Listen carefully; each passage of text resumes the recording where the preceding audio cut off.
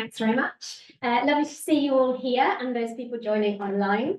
On behalf of Professor Paula Griffiths and myself, it's a pleasure to welcome Lisanne to Loughborough University. We hope you've been enjoying your tour so far, and we're all excited about what you're going to talk to us about today as part of this IAS fellowship.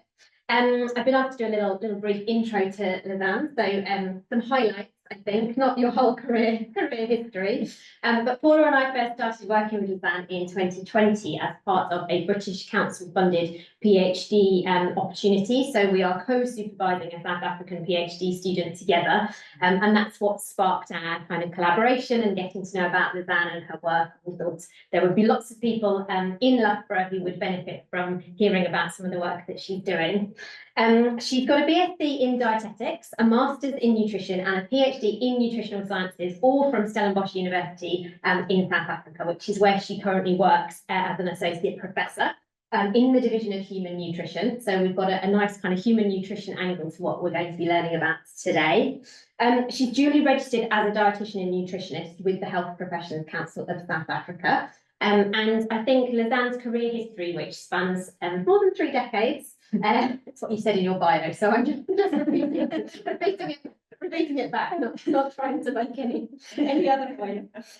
I think your career history is really exciting because you've had a kind of dual pathway. You spent a decade working on the front line more as a nutritionist before you spent the last couple of decades with an academic hat on as well. So I think that expertise really feeds into the work that you do and you have been doing. Your work has been focusing on maternal, infant and young child nutrition, which lots of people at Loughborough and in the room here also focus on, and also early childhood development. And I think what's really exciting is that your work with policy and government links and advocacy, as well as kind of the hardcore nutrition. So we're excited. We've given you a bit of a challenge to kind of give us a talk all about stunting in sort of 40 minutes or so. We're excited to hear what you've got to share with us. So thank you very much for coming to Loughborough, and a warm welcome from all of us. And over to you. Thank you. Thank you so much, Emma, and also to Paula for the invitation to bring me here to Loughborough, and also to Kieran and Connor with all the arrangements, and AIS just for hosting me this week. So I'm just going to show you a few slides on Stellenbosch University. In case you haven't been there, please do come.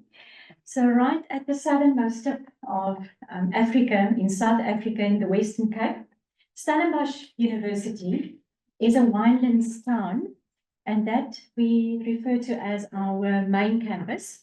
But we also have 5 satellite campuses. So the one that I work at is called Tygerberg Medical Campus, and it's closer to Cape Town. All right, so a bit about Stellenbosch University. We have over 30,000 students, and about 4,000 at least of them are international students, and they come from over 100 countries. We have almost 1,500 academics, and to brag a little bit, we are consistently rated as the top 3 universities in the country, but also among the top 300 universities worldwide. We have 10 faculties, and I just listed them on the screen because I know faculties differ across different universities. So we have agri-sciences, arts and social sciences, economic and management sciences, education, engineering, law, military science, theology, and then medicine and health sciences, where I work. We also have a school for climate studies, the School for Data Science and Computational Thinking, and the Stellenbosch Business School. This is just a snapshot of the Tygerberg campus, and in the block on your right bottom, I just put that picture there of our brand new Biomedical Research Institute. This has brought a bit of a sparkle to an older campus, and there you would see my office in the old building. So Emma already mentioned my 3 decades of work in public health, nutrition, working for government, but also in academia. And really, my first initial focus was more on breastfeeding, infant and young child feeding, But that has evolved into a focus on the first 1,000 days of life, and then a more kind of a broad picture on the governance issues, policies specifically, and advocacy leadership, and so forth. So through the presentation, I will also show you how we zoom in and out with this kind of focus, and we need that zooming in and out. So I think for this specific topic, it will become clearer later on in the presentation, while we constantly need to make sure that we look at the detail, but not only the detail, big picture thinking, but not only big picture thinking. So the topic of the talk is break free, grow tall, reach far, a systems approach for stunting reduction.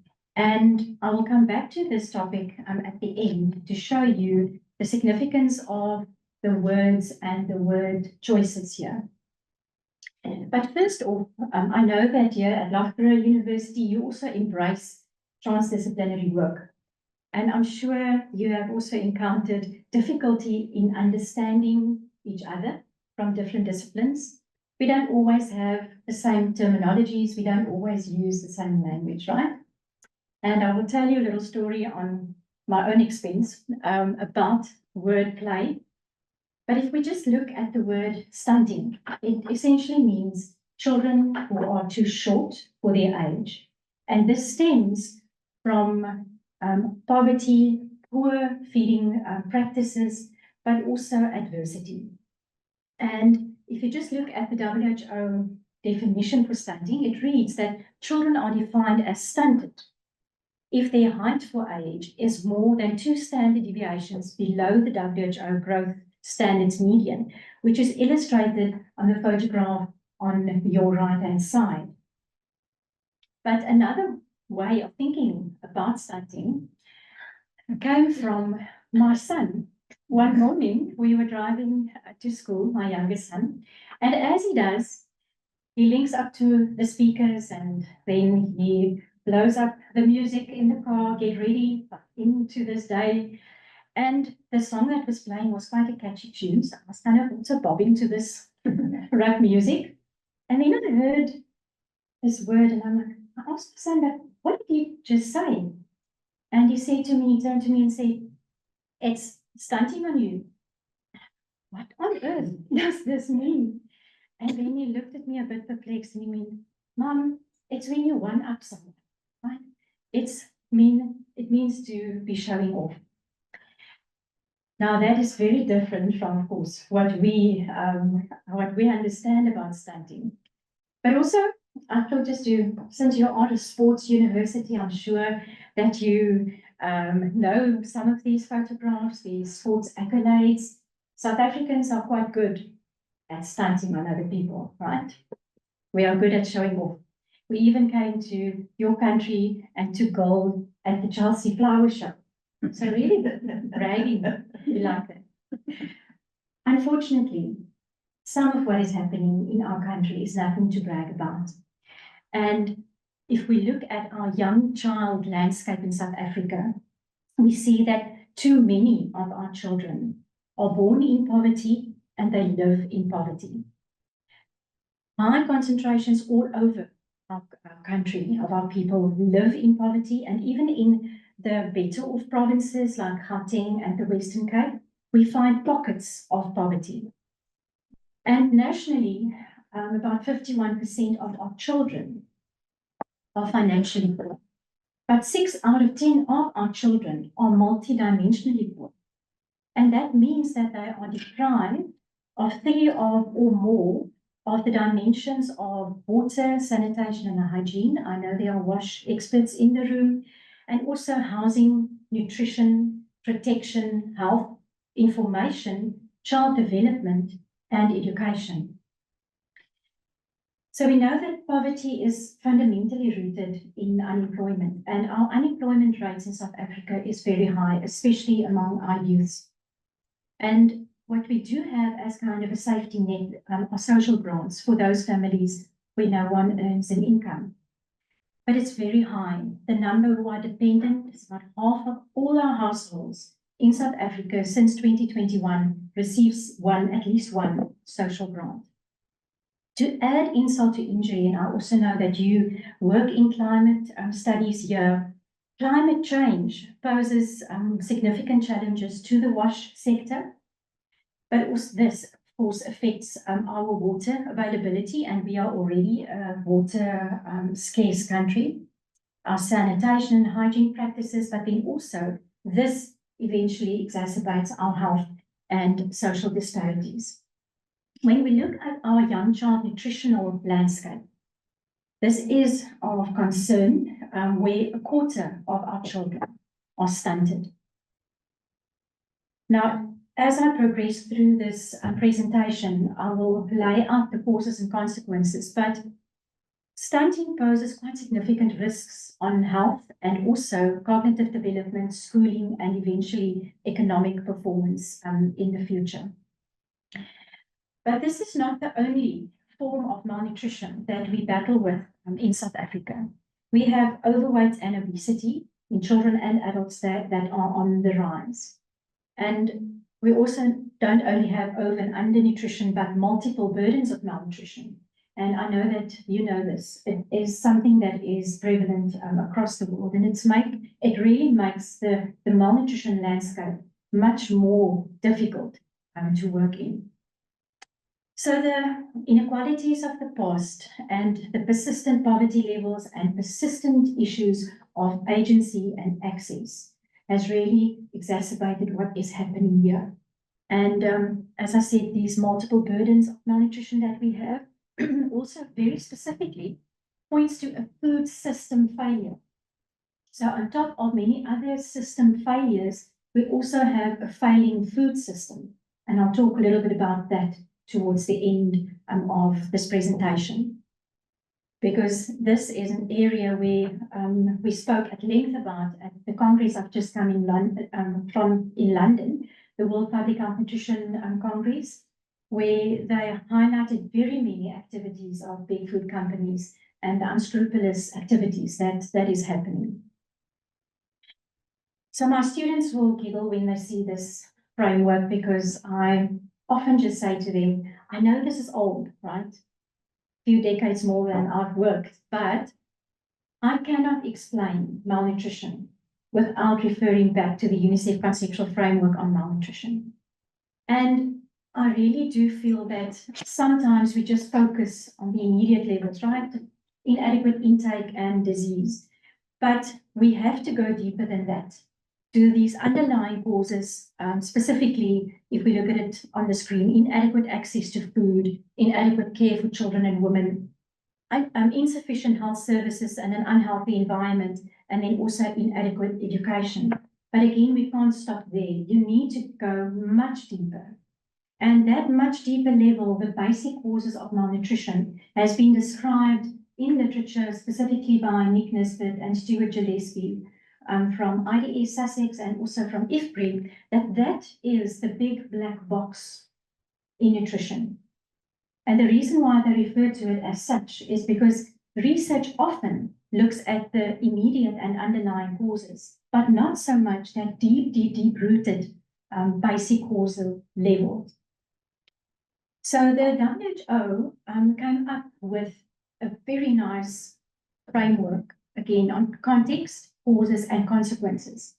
And I like frameworks. I don't particularly think we should be using them as crutches, but they do tell a story. And they are not static. They can change. And I will show you a little bit about that as we go along. But for stunting specifically, context and the words that you just saw on the previous slide, those basic causes, are very nicely laid out at this bottom context level, where they explicitly speak about political economy, about health and healthcare, education, society and culture, agriculture and food systems, water, sanitation, and environment. So multiple different systems that give us the context from where the causes then stem. And these causes pertain to household and family factors, breastfeeding, inadequate complementary feeding, and then on the far right, infection. Now, without diminishing any of the causes here, I think we need to pay some attention to that one block under infection. The reason I'm pointing at that is I think we underestimate the impact that that can have in stunting specifically. And if we just look at what is listed there, under clinical and subclinical infection that talk about enteric infection, diarrheal disease, environmental enteropathy, Hellman's respiratory infection, malaria, reduced appetite due to infection, and also inflammation. Now, the literature also now speaks about environmental enteric dysfunction. And that is underplayed, I think, when we speak about stunting in general. And what we see in South Africa and many other low and even middle income countries is different layers of infection and inflammation. So it's not just one infection. It could be multiple infections. And very interesting, the direction and the literature that is coming up around this specific topic. So these causes then lead to stunted growth and development, but then the consequences at the top are both short-term, immediate, and then also long-term. And at the top, they have three domains for short-term and for long-term consequences. First being higher mortality and morbidity in the health domain. For developmental issues, lower cognitive, motor, and language development. And in economic, the high health expenditure, high opportunity cost for care of sick children. So you can again see the different sectors that are affected here with these consequences. But in long term, for health, the low adult stature that leads to obesity and other non-communicable diseases, but also issues around reproductive health. We think of the developmental domain here, very importantly, the low school performance and also low learning capacity and unachieved potential, which is really heartbreaking, right? And then economic, long-term, low work productivity and also low work capacity. So complex issue, complex context, complex causes, and eventually complex and long-reaching, far-reaching consequences. Fortunately, we don't only know about the context, causes, and consequences, but also about interventions that have been shown to make a difference. And over time, the evidence has grown and has become stronger and stronger, which is fantastic, right? And in the literature, the focus keeps on coming back to the first 1,000 days of life and that window of opportunity that we have to make the biggest impact immediately, but also for the long term. So just to recap quickly for those who don't work in this domain, it's the 9 months of pregnancy, it's around 270 days, plus the first 2 years of life, 365 and 365, that give us 1,000 days. And we really can change the future in this first 1,000 days. And if we look at the opportunity here to break the cycle of poverty, we may just pause here and ask, but why hasn't it happened yet? If we know this, and it's a focus period, why are we stuck? And I think the rest of the presentation can maybe just put some spotlight on these issues. So from the UNICEF conceptual framework, fast forward to Lancet 2013, and you will see the UNICEF conceptual framework here right in the middle. The language has just changed to the positive, and they've added nutrition-specific interventions on the one end and nutrition-sensitive interventions on the other end. And very importantly, they built in this enabling environment that supports the different kind of interventions. And if you think about this, it is for malnutrition in general, but the top, the benefits during the life course, very much speaks to things that we have seen in the previous slide on stunting specifically. So these interventions are eventually geared to alleviate stunting.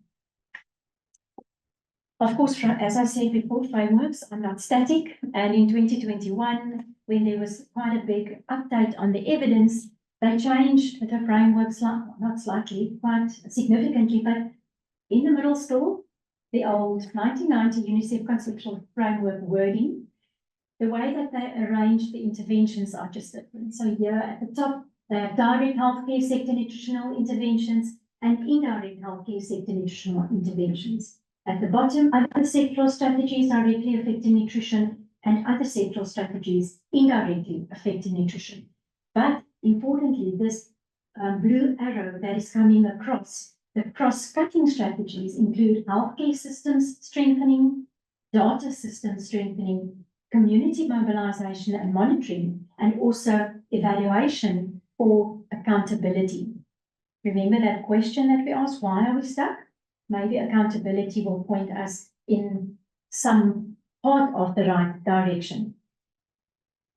What they also did is to list the evidence according to strength. So strong evidence at the top, and then moderate, weak, and emerging evidence. And the strong evidence, those interventions have been shown to be right and ready to implement across different countries. We don't need more research, we can just do. For the others, we will have to take into consideration context, and also some still need more evidence. If we extract from the Lancet 2021 series, the most recent ones that is focused on maternal and young child nutrition, they give us very good pointers of what has worked. What are the different determinants that have contributed to stunting reduction in very specific settings? They have country case studies that they pulled out, and they point to improved healthcare, household wealth, and also parental education. Now, these things seem like maybe 3 points, but if we just look at household wealth, again, that is already multi-system issues, right? So again, it points to the different systems that need to align to improve this specific issue under conversation here around stunting. On this slide, there's a lot of points, but the last bullet shows us political commitment.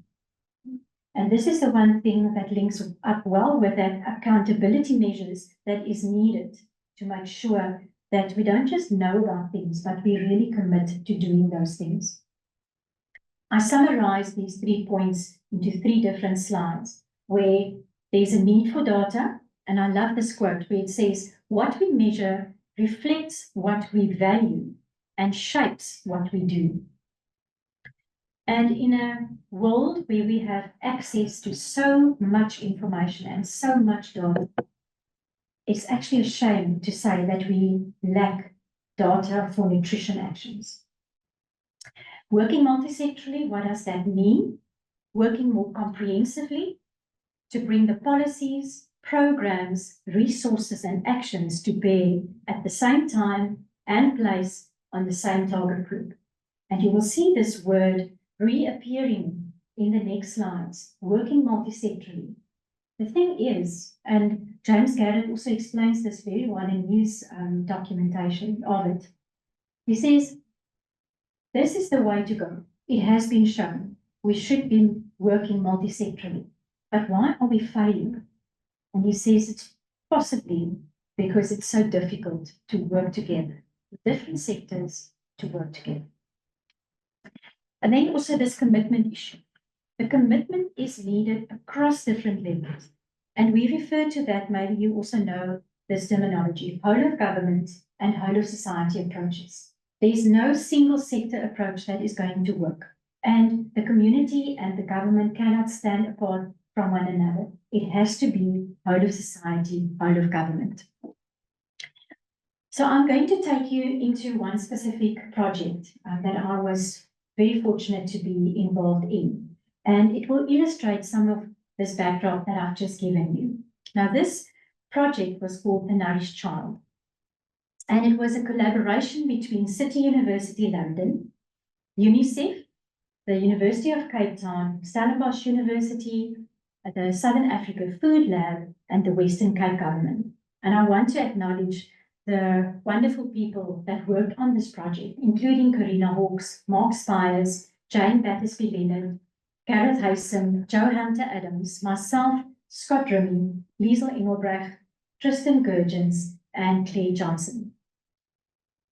So the overall aim of this project was to define and communicate what a systems approach to improving the quality of diets among children under 5 and women of childbearing age would look like in urban settings in the Western Cape.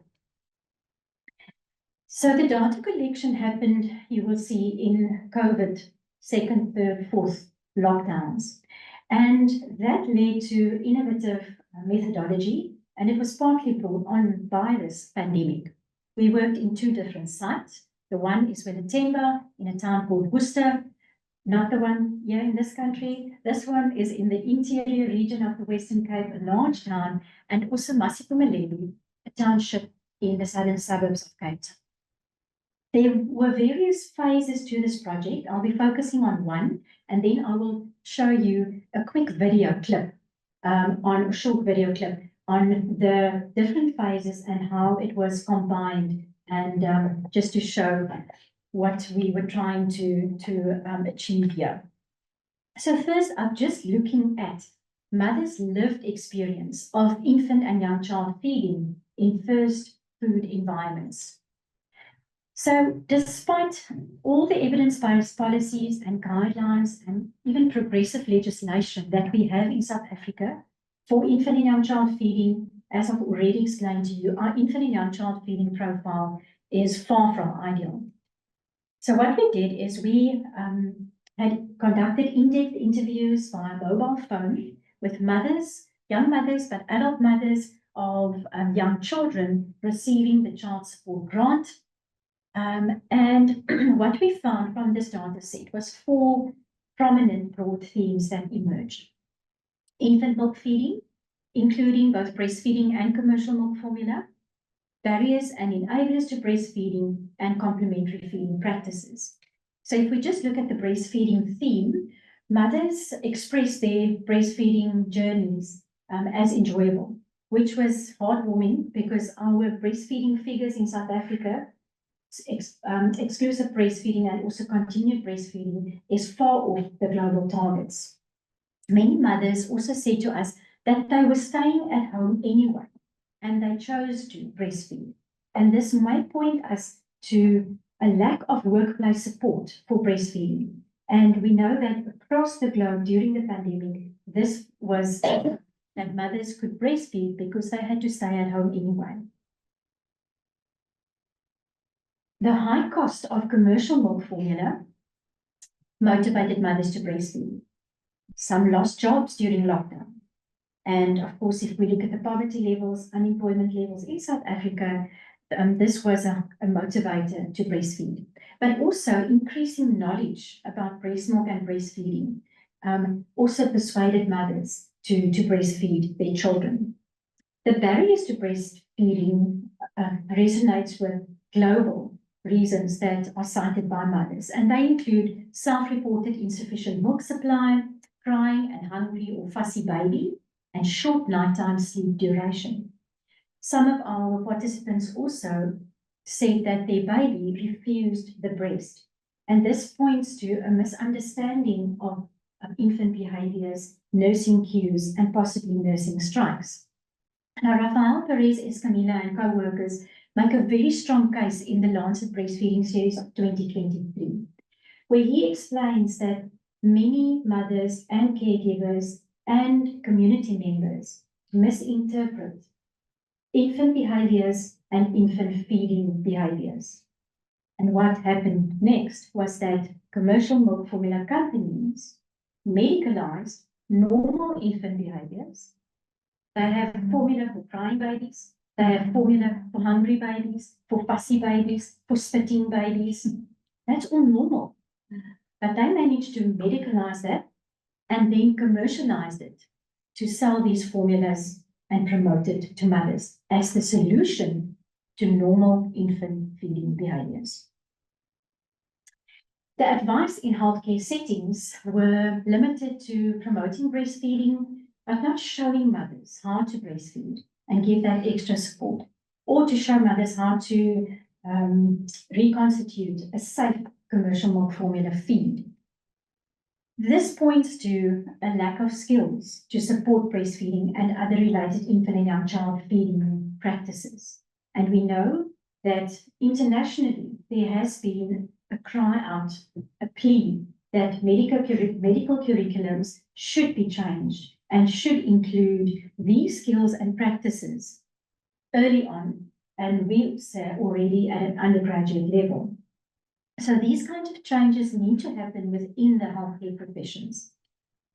Also, a context-specific finding in our research setting was that fathers often contributed to commercial milk formula. They bought commercial milk formula because they felt that that was giving food. But knowing or unknowingly, that damages the breastfeeding practices. So this happens with a backdrop of low father involvement in our country, where many of the fathers do not live with their biological children. But you can imagine if they are giving formula and it's bringing it into the household, that will damage breastfeeding practices. The introduction of solid foods were generally around 3 months, so it's early introduction of solid foods, and it was mostly related to returning to work and then also to save on commercial milk formula, because these formulas are very expensive in our country. I'm sure it is expensive across the globe, but in a poor country with poverty pockets, it's even more expensive. Very specific brands of advertised foods were aspirational due to taste and cost and convenience. And these products included mostly ultra-processed products, breakfast cereals, and also snacks like 2-minute noodles. Now on the next slide, I don't expect of you to read these quotes, but what I want to point out here is the stranglehold that the big food companies have on the infant and young child feeding space in our communities. So these brand names often surfaced in our interviews with mothers. And at this point, I want to also just point you to the poster on the wall that I brought from London, and I'm happy that it can be used here again. The one is on a profile of flavorings in commercial complementary foods for infants and young children in South Africa, where one of my master's students profiled these flavorings. And what she found, and you can read it during tea time, I can send it to you if you're interested, but one very disturbing finding was the age that was targeted, and that is 6 months, when children should start eating. Those foods are already flavored with multiple flavorings. So it's not just one flavor, it would be vanilla, strawberry, and banana.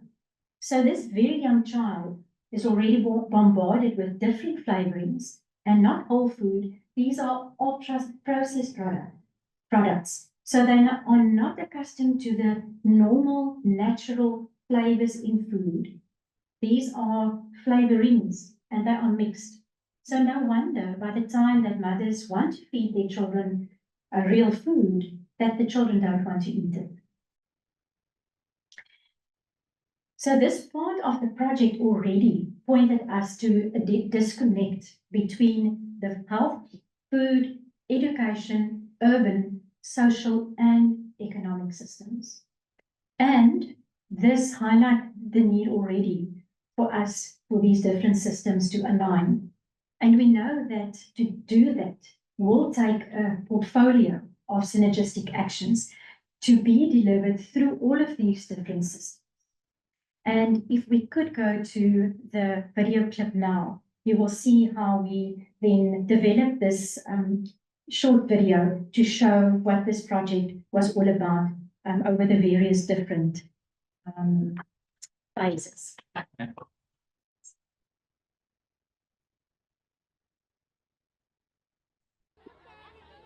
Feeding Nosipho, working together to secure nutritious diets. It's early morning in Masiphumelele, a township in the Western Cape. Nosipho lives here with her mother and brother. Today she's eating a bowl of banana-flavored instant pap for breakfast. She likes it because it's sweet and tasty.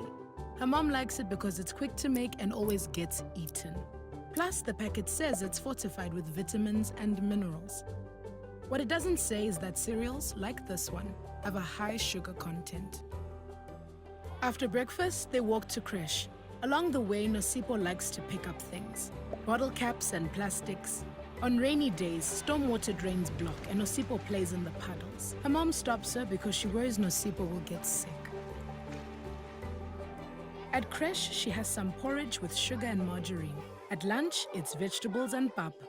Nosipho doesn't really like the spinach, but her teacher says it'll make her big and strong. After creche, her aunt collects her. She watches TV and eats 2-minute noodles. There are always noodles at home. Her mom buys them on special at the supermarket. They are easy to store and prepare. You don't even need a stove and it saves energy. But they have very little nutritional value. Later, Nosipho plays with her friends. Sizwe's mom has sent him to buy some bread and onions at the spaza. And to motivate him to go, she's given him a few rands for sweets. The children can just see over the counter because the shopkeeper has put an upturned crate for them to stand on.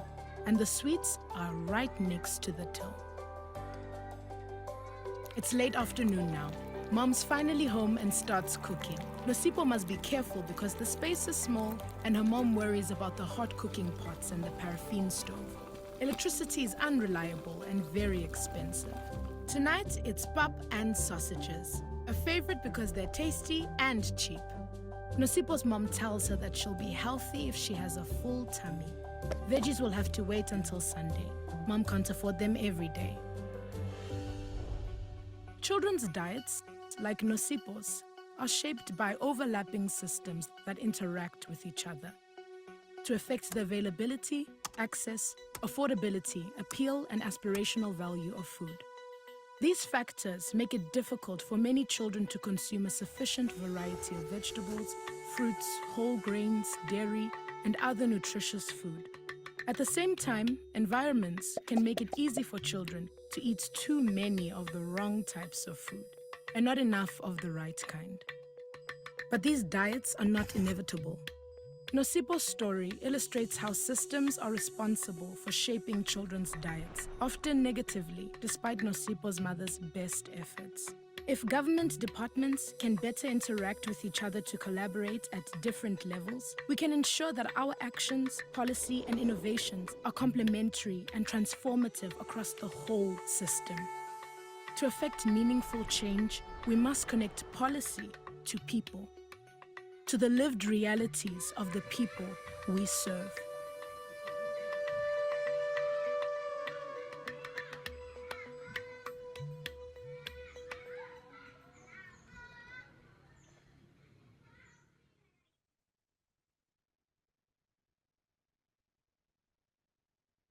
Right, so apart from the Nosipho story that we created from our project, we also had some other issues, some intended and some unintended, that emerged. So one of the intended ones that was in lockdown, people were not allowed to move around, but photographers had license to go out and journalists could also move around. So we commissioned a photographer, to go out in these communities, and she captured COVID for us. People living in COVID times, but also capturing these different systems that we were looking at. And what we could do with those photographs is, among other things, we had a photo exhibition where we took people through this photo journey. But we also used it in a follow-on phase of the project where the photos would be sent to mothers via WhatsApp, and then they could think about it and then respond to questions that were asked about these photographs. Also, we had learning journeys that was requested from government. So since government was one of our partners right from the start, they realized that they needed to bring the politicians and the system people into these communities so that they could see. So once we were allowed to go out and walk the streets, the politicians and the service providers walked with us. And we had different people taking the groups of delegates to different systems, walking the streets and seeing how people live within these different systems. What also happened, and these things were unintentional. So in the one suburb, Masipumaleli, there was an ambassador program for community development and upliftment already ongoing. But once they were aware of the project, they requested nutrition training. And one of the colleagues, Liesel Engelbrecht, she conducted nutrition training with them.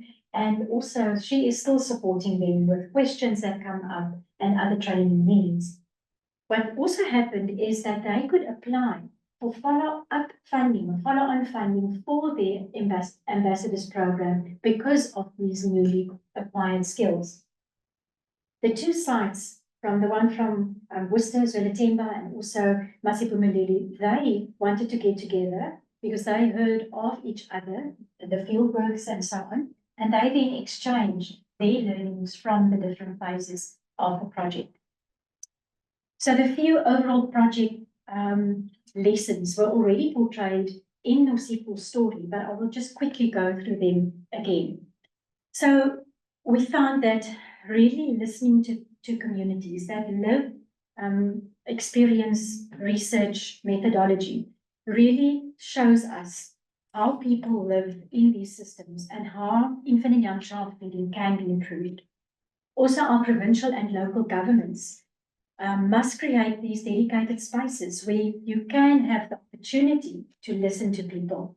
The one politician said once in the room, we need to listen twice and speak once. And you would know that that's not really what politicians do, right? But listen twice, speak once. These place-based approaches, context, can be very impactful and useful for action. Also, meaningful change. You heard where they're in the story towards the end. Policy and policymakers need to be connected to the people.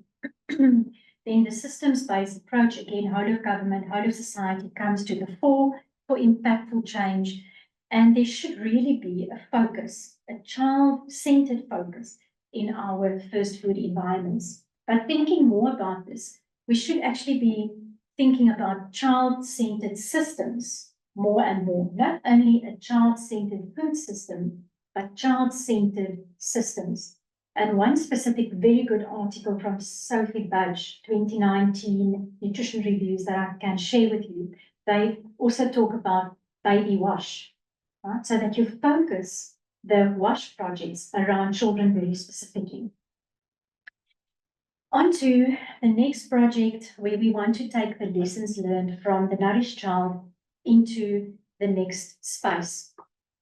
Recently, our university launched what they call public squares, and this is very specifically to advance transdisciplinary research. So what we did is we wrote an expression of interest around stunting reduction, and they have now pledged to support us. We were one of the projects chosen to really work together in a multi-disciplinary but also transdisciplinary team. And that is where the topic of the talk again comes in, because this project will specifically be named Break Free, Grow Tall, and Reach Far. This will be a transdisciplinary research focus on stunting reduction through resilient and nourishing food systems. And the different team members come from the faculties as displayed on the screen: health sciences, agri-sciences, economics, engineering, and the School of Data. So by no means do we think we have uncovered the secret or that we know what will alleviate stunting eventually. But I think what we have learned is that incremental steps is taken in the right direction when you do transdisciplinary, multi-sectoral kind of work. So I would really like to hear from you also, from your experiences and how you think about these different systems. And as I said in the beginning, not forgetting the detail that we need to focus on. That baby wash, for instance, it's such a nice way of thinking about it. So really focusing in on the child, where the child lives, the environment around the child, and then also zooming out to the governance issues, the system issues, advocacy, leadership, and very importantly, the accountability issues. Thank you very much.